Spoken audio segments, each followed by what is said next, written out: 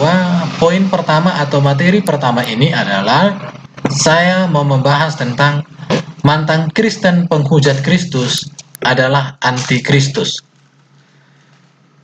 Materi pertama yang mau saya sampaikan tentang antikristus adalah bahwa mantan Kristen penghujat Kristus adalah antikristus.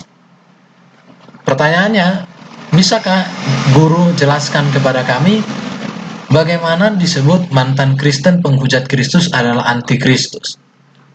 Untuk menjawab pertanyaan ini atau untuk membuktikan pernyataan ini, maka kita harus mendasarkannya kepada Alkitab.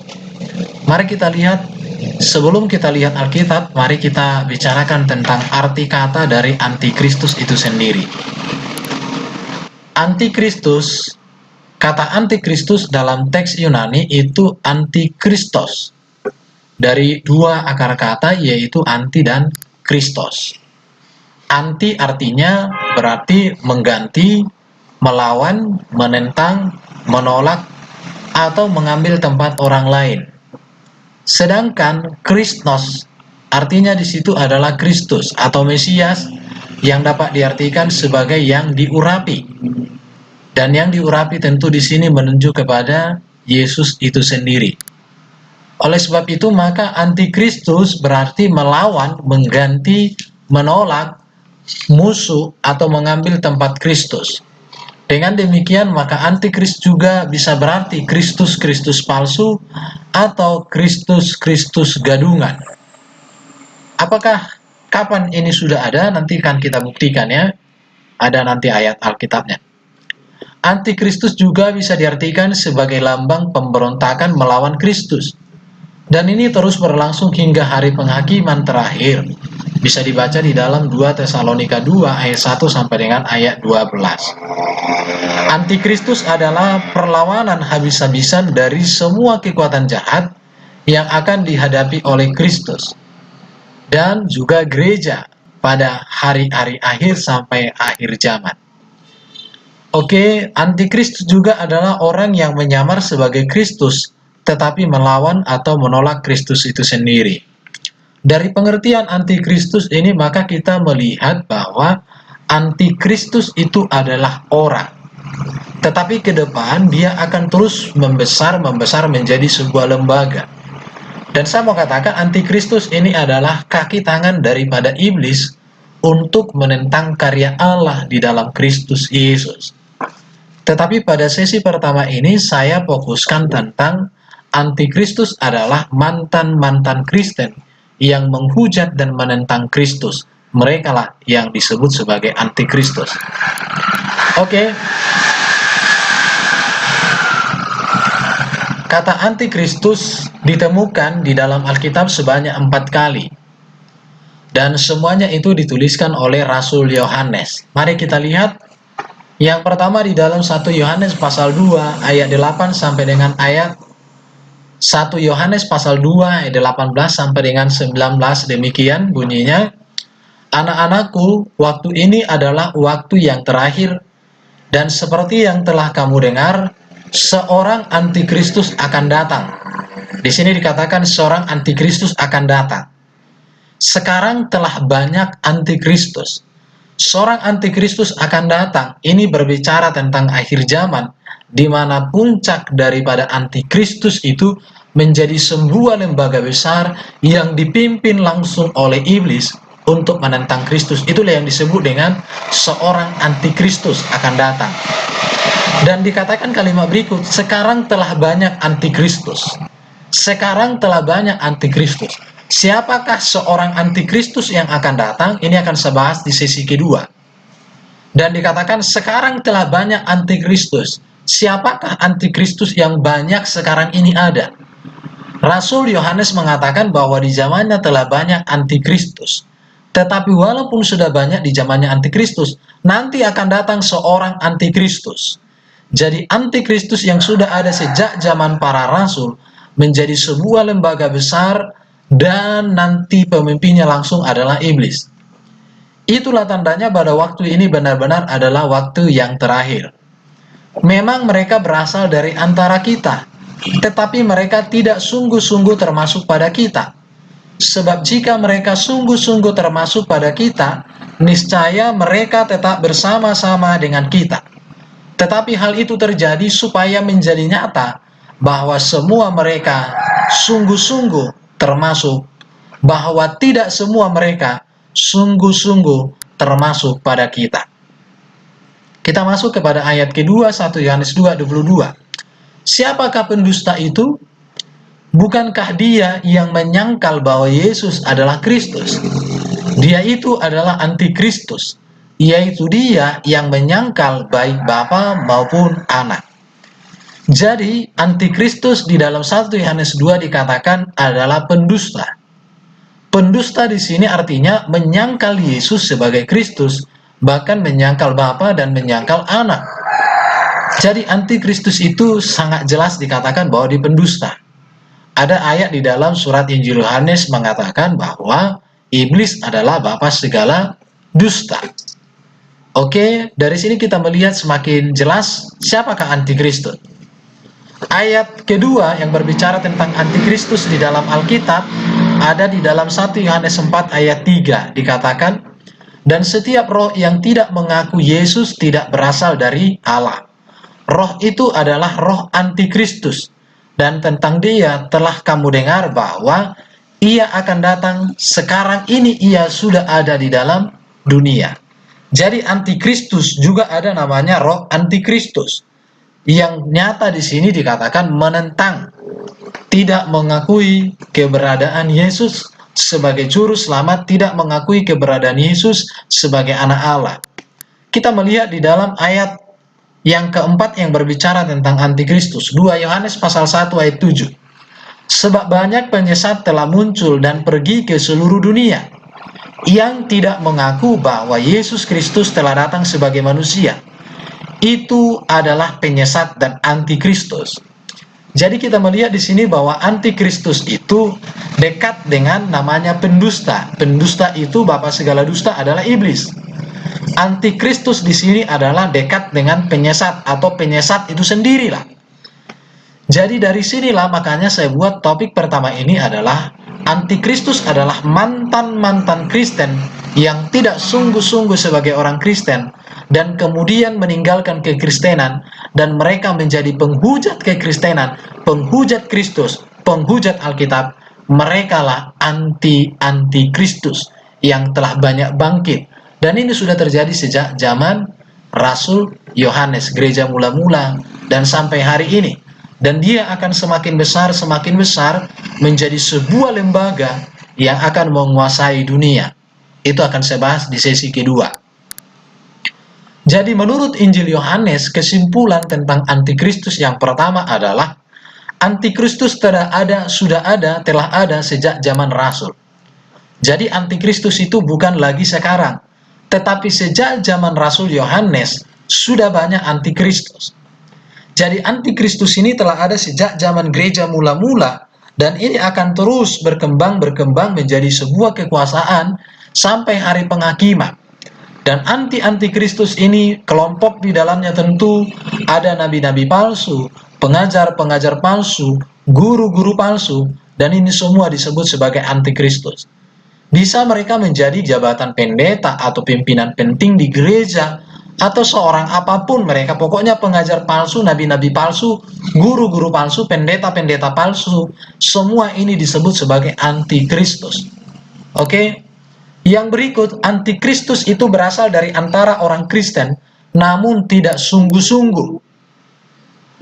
Perhatikan di sini bahwa orang yang pernah menjadi bagian dari kelompok murid-murid namun kemudian meninggalkan atau keluar dan kemudian menjadi penentang Kristus atau menjadi pengajar-pengajar palsu, itulah antikristus. Dan saya katakan termasuk Yudas ada di sini sebab dia menentang. Siapapun yang menentang Kristus, menentang ajaran Kristus, itu adalah antikristus.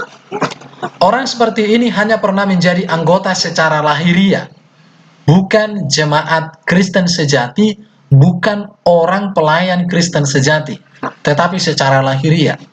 Dan saya mau singgung kepada kita semua di sini bahwa kita bisa melihat di Indonesia ini ada banyak orang penghujat Kristus yang tadinya mereka sebagai orang Kristen, Tetapi ketika kita cross-check latar belakang kekristenan mereka, mereka rata-rata justru saya katakan, ketika Kristen mereka tidak layak disebut sebagai Kristen. Adalah yang menipu, ijazah palsu lah, macam-macam lah.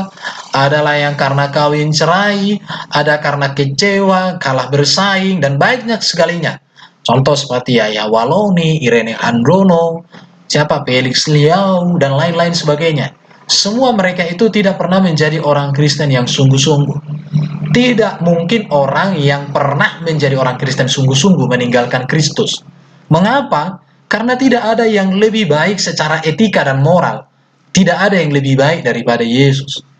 Bahkan juga kalau berbicara tentang buku etika dan moral, saya belum tingkatkan kepada kebenaran keselamatan. Tidak ada ajaran etika dan moral yang bisa menandingi ajaran etika dan moral yang tertulis di dalam Alkitab. Maka kalau ada orang meninggalkan kekristenan, saya katakan mereka memang bodoh saat menjadi Kristen. Dan saya katakan mereka sampah-sampah kekristenan, sehingga tepatlah mereka keluar dari kekristenan. Karena yang namanya sampah itu harus dibuang, tidak boleh disimpan, karena itu menjadi penyakit kalau disimpan lama-lama. Bahkan bisa disebut sebagai musuh dalam selimut. Dan itulah sebabnya banyak orang tinggalkan kekristenan karena mereka tidak pernah mengenal Yesus secara pribadi. Jadi boleh dikatakan antikristus ini, munculnya antikristus ini sebagai bentuk dari pemurnian gereja. Di satu sisi saya bersyukur mereka meninggalkan kekristenan, karena dengan demikian semakin dimurnikan kekristenan. Jadi tidak ada lagi Kristen-Kristen abal-abal di tengah-tengah kekristenan. Bila penting keluarlah semua Kristen-Kristen abal-abal itu daripada mereka menjadi orang Kristen tapi merusak kekristenan itu sendiri. Kadang saya berpikir demikian. Jadi antikristus itu berasal dari antara orang Kristen namun tidak sungguh-sungguh sebagai orang Kristen. Kita melihat buktinya saat ini. Semua orang yang menjadi penghujat-penghujat Kristus tadinya mengaku sebagai orang Kristen, mereka tidak pernah mengenal Kristus dengan benar. Kalau mereka mengenal Kristus dengan benar, saya yakin mereka tidak akan pernah meninggalkan Yesus. Mengapa? Karena tidak ada pribadi yang lebih baik, lebih kudus, lebih benar dalam hal ajaran etika dan kehidupan dan moral daripada Yesus. Jadi karena mereka gagal mengenal Yesus, maka mereka meninggalkan kekristenan dan mereka akhirnya menjadi antikristus di zaman ini. Antikristus adalah pendusta yang menyangkal Yesus sebagai Kristus. Kristus artinya Mesias. Mesias artinya yang diurapi, dan ini menunjuk kepada 3 jabatan, yaitu imam, raja, dan nabi. Antikristus tidak mengakui bahwa Yesus adalah imam. Imam itu artinya yang membawa kurban persembahan yang mendamaikan antara manusia dengan Allah. Di dalam perjanjian lama, imam itu mempersembahkan korban domba-domba terbaik yang tidak bercacat celah. Dengan demikian ada perdamaian, ada pengampunan dosa bagi bangsa Israel. Tetapi Yesus mempersembahkan darahnya di kayu palang, di kayu salib, satu kali untuk selama-lamanya menjadi kurban yang sempurna. Maka dikatakan Yesus imam besar yang jauh lebih tinggi daripada imam besar Harun. Imam besar Harun setiap pagi dan petang, bahkan 1 kali setahun di ruangan Maha Suci mempersembahkan korban. Tetapi Yesus 1 kali untuk selama-lamanya di bukit Golgota, darahnya tercurah, darahnya menjadi kurban penebusan bagi manusia. Antikristus tidak akan mengakui bahwa Yesus adalah seorang raja, di mana kerajaan Yesus bukan kerajaan yang berasal dari dunia, tetapi kerajaan yang berasal dari surga. Sebab Yesus mengatakan kerajaanku bukan dari dunia, tapi dari surga, dari Bapakku. Bahkan dikatakan Yesus adalah raja di atas segala raja, terkemuka dunia dan di akhirat, berkuasa di bumi dan di surga. Jadi antikristus tidak mengakui bahwa Yesus adalah seorang raja. Antikristus juga tidak mengakui bahwa Yesus sebagai seorang nabi. Tetapi nabi di sini beda dengan pemahaman para mantan-mantan Kristen. Nabi bagi Kristus adalah bahwa dialah satu-satunya kebenaran yang membawa kebenaran, meneladankan kebenaran, menggenapi kebenaran, dan kebenaran itu hanya ada di dalam dirinya. Beda dengan Nabi Musa, dia menyampaikan kebenaran, tapi dia sendiri bukanlah kebenaran, dan dia bukan penggenapi kebenaran. Demikianlah dengan nabi-nabi yang lain. Jadi antikristus ini adalah para pendusta yang menyangkal Yesus sebagai Kristus. Pendusta itu artinya ada kebenaran, diketahui kebenaran, tapi tidak mau tahu dengan kebenaran, bahkan menutupi kebenaran, itulah pendusta. Dan itu saya katakan kelompok Yahya Waloni dan kawan-kawan. Dia tahu tidak ada orang yang lebih baik dari Yesus. Dia tahu tidak ada orang yang lebih baik daripada, lebih kudus, lebih sempurna daripada Yesus. Tetapi karena dikuasai dusta, ada iblis yang menguasai, sehingga hatinya dipicikkan mengenal Yesus. Oke, kita lanjut kepada materi berikutnya. Dikatakan menurut Injil Yohanes, kesimpulan tentang antikristus adalah antikristus adalah pendusta yang tidak percaya kepada Yesus sebagai anak Allah. Jadi orang yang tidak percaya kepada Yesus sebagai anak Allah dan mereka mengaku diri mereka pernah menjadi orang Kristen, maka mereka adalah antikristus. Namun saya mau tegaskan bahwa anak Allah di sini bukan dalam makna biologis, tetapi dalam makna teologis, di mana iman Kristen di dalam memahami Yesus anak Allah adalah panggilan yang menunjukkan bahwa Yesus berasal dari Allah, yaitu firman-Nya jadi manusia. Jadi karena Allah memiliki firman di dalam kekal hakikat dirinya yang kekal, firman itu menjadi manusia, maka dalam kemanusiaannya Yesus disebut sebagai anak Allah. Seperti saya disebut anak Medan, karena saya berasal dari Medan. Jadi sebutan anak Allah menunjukkan bahwa Yesus datang dan keluar dari Allah Bapa, sang pemilik firman, di mana firman-Nya diutus menjadi manusia. Dan orang yang tidak menerima bahwa Yesus adalah firman menjadi manusia, yang disebut sebagai anak Allah, adalah antikristus. Saya seringkali menonton videonya Yahya Waloni dan lain sebagainya. Mereka berpikir bahwa Yesus anak Allah artinya bahwa Allah kawin dengan Maria, maka lahirlah Yesus. Ini sebuah pemahaman antikristus di zaman ini. Dan video ini sudah membungkam mereka semua. Yang berikut dari Injil Yohanes kita menemukan bahwa antikristus adalah pendusta yang menyangkal Allah serta menyangkal firman-Nya, menyangkal Yesus sebagai anak Allah yang diutusnya ke dalam dunia. Dikatakan di dalam Alkitab bahwa seluruh karya Allah, seluruh kehendak Allah, seluruh rencana Allah telah Allah nyatakan di dalam kehadiran sang firman, itulah Yesus Kristus di tengah-tengah dunia. 1 Yohanes 4 ayat 9 dikatakan, dalam hal inilah kasih Allah dinyatakan di tengah-tengah kita, yaitu bahwa Allah telah mengutus anaknya yang tunggal ke dalam dunia, supaya kita hidup olehnya. Jadi orang-orang yang menjadi kelompok antikristus ini adalah tidak mengakui keberadaan sang firman yang menjadi manusia, Yesus sebagai anak Allah.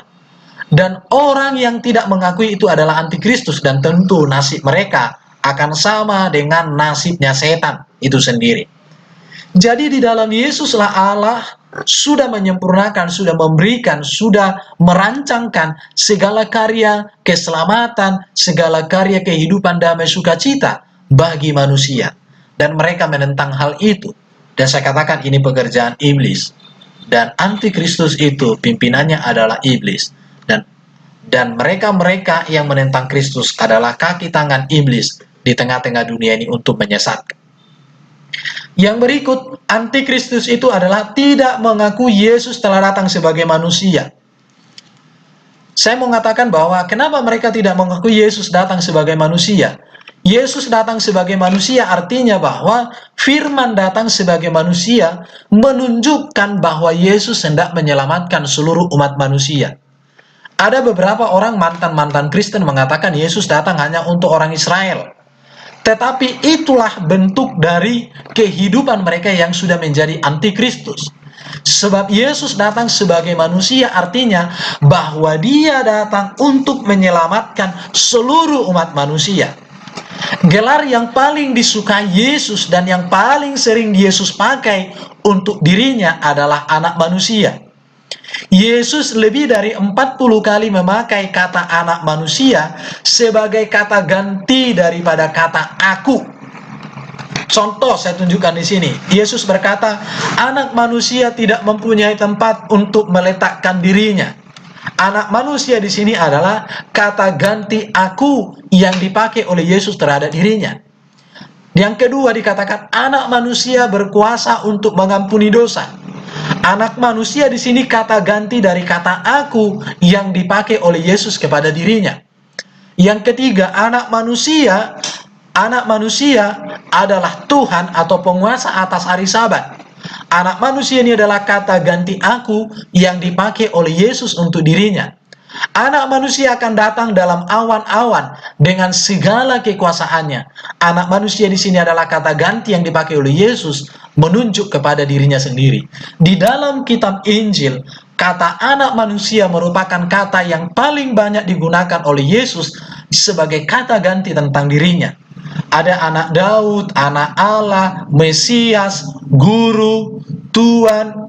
Tetapi dari semua panggilan-panggilan itu, Yesus lebih sering memakai kata ganti tentang dirinya sebagai anak manusia. Jadi antikristus adalah tidak mengakui bahwa Yesus datang sebagai juru selamat yang datang untuk menyelamatkan seluruh umat di manusia di tengah-tengah dunia ini. Inilah ciri-ciri antikristus. Maka saya katakan orang-orang yang menghujat Kristus, yang tadinya mereka adalah mantan-mantan Kristen, saya katakan mereka lah antikristus. Dan ke depan antikristus akan menjadi sebuah lembaga besar yang akan menancapkan taring dan kekuasaannya di dunia ini untuk menguasai dunia dalam segala hal, dalam segala lini tentang hal-hal lahiriah. Tetapi pada saat itu Yesus akan datang, dan itu akan saya bahas di sesi-sesi berikutnya. Oke, jadi seluruh sikap dan perilaku antikristus sebagaimana dituliskan dalam surat Yohanes, ada 4 bagian ayat tadi yang berkata tentang antikristus itu. Karakter-karakter antikristus di dalam 4 ayat itu persis ditemukan dengan lengkap dan utuh di dalam diri para mantan-mantan Kristen yang sering menghujat kekristenan. Silakan Anda baca ulang ayat itu dan lihatlah karakter-karakter mereka. Benar-benar mereka menghujat kekristenan, menghujat Kristus, menghujat Roh Kudus, menghujat Alkitab. Tetapi mereka lah antikristus yang dimaksudkan oleh Alkitab. Saya tidak heran dengan perilaku mereka, karena firman Tuhan sudah mengatakan hal itu akan terjadi. Oke, jadi saya mau menutup kalimat terakhir di sini adalah bahwa mantan Kristen penghujat Kristus adalah anti-kristus yang berdatangan di zaman ini. Kiranya kebenaran dalam video ini menguatkan iman kita, mengokohkan pendirian kita untuk kita mengenal Kristus. Jangan lagi ada orang yang mengikuti jejak daripada mantan-mantan Kristen penghujat Kristus. Siapapun Anda yang mendengarkan video saya ini, saya mau katakan, kenallah Yesus secara pribadi dan lebih dalam lagi. Dan saya mau pastikan, tidak ada orang yang lebih baik dari Yesus, tidak ada orang yang lebih benar dari Yesus, tidak ada orang yang lebih mulia dari Yesus, tidak ada siapapun baik nabi, guru, dan tidak ada. Dan tidak ada orang yang seagung dan seagung dan seagung dan semulia Yesus. Yang perlu sekarang harus kita lakukan, kenali Yesus berdasarkan Alkitab, kenali Yesus melalui persekutuan pribadimu. Terpujilah Allah kita yang sudah menjaminkan keselamatan di dalam Sang Firman yang